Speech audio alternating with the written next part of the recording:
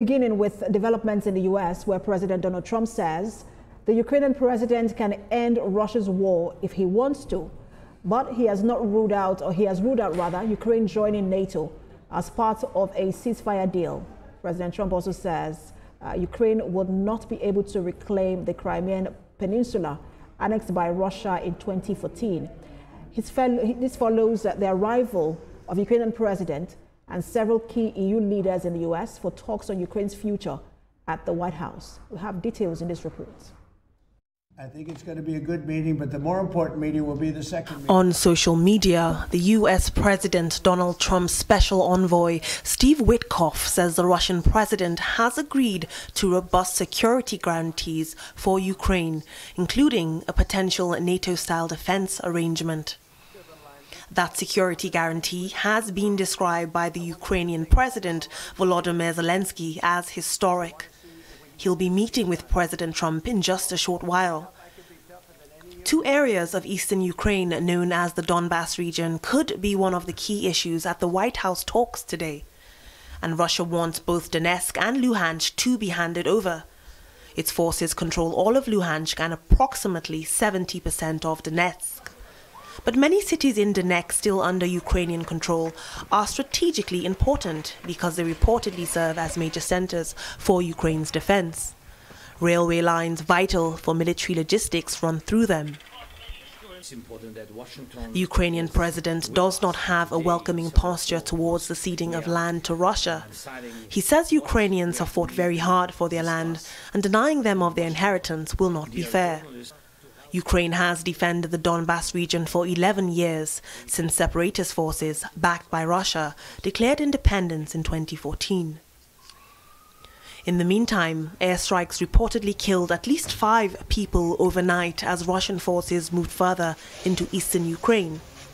Kiev, Donetsk, Kharkiv, Sumy and Odessa are among areas hit by a wave of airstrikes. And Ukraine's Air Force says Russia's latest barrage of attacks included the launch of 4 missiles and 140 drones, 88 of which were intercepted. We're joined by Global Affairs analyst Gbenga Onifade from the UK for a closer look at peace-making strategies in the war, Russia-Ukraine war. Thank you so much for joining us, Gbenga Onifade. Good afternoon. So it appears President Trump now thinks the best way to end the war is to go directly to peace agreement and not a ceasefire agreement. What do you make of the change in strategy? Well, I mean, just like you said, initially Trump did say there will be severe consequences if Russia keeps heightening the unsettlement is going on, or the war really. However, he's actually backtracked now and is more like on the side of, should we say, on the side of Russia, saying, you know, Ukraine would have to concede some of the portion to Russia for them to have a peace deal. However, Zelensky knows, you know, we talked about the Minsk agreements of 2004. We have about the Budapest agreement as well, which Russia has consequently failed to meet. So Zelensky does not trust that detail, but there has to be something. And I think the other problem is, despite, you know, the Trump's should I say saber rattling of, you know, threatening Russia with more sanctions, the thing is, Putin has said, look, if there's ever going to be extra sanction at all, he will heighten the aggression. So none of them are looking at settling at all right now, and I don't think we are anywhere close to having an agreement, whichever way you look at it. But the idea of letting go of Crimean Peninsula, which is since 2014 and not part of this war, and then a non-NATO membership for that, Ukraine can never become a member of NATO. But there's also a semblance of some level of security guarantee and arrangement for Ukraine. Is that a good deal? And should President Zelensky take it? I mean, speaking as an outsider, it does feel like it's a good deal. You know, the Crimea, giving up some region of Crimea. We're talking about all other regions, well, which is about the eastern side of Ukraine. We're talking about a size as big as California and Texas, so we're talking about a region bigger than Nigeria as a whole. I think what Putin is trying to do is to create a buffer zone for Russia, I think, in order to get to security state. Would that say they should take it? Personally, from outside, you don't want to give up your land, but if that's going to secure your lives and for the future generation, it probably seems a bit fair. Unfortunately, Zelensky hasn't even got the say over this. He has to take it to a referendum with the people. And of course, that's why we're having the EU now gathering, the likes of the United Kingdom, France, Germany, Czech Republic, and the EU gathering again to see. So this is a high stakes meeting with a high stakes output, regardless of how it's going to come. But like I said again, it's a very, very delicate situation. I don't think neither side wants to give up any more region.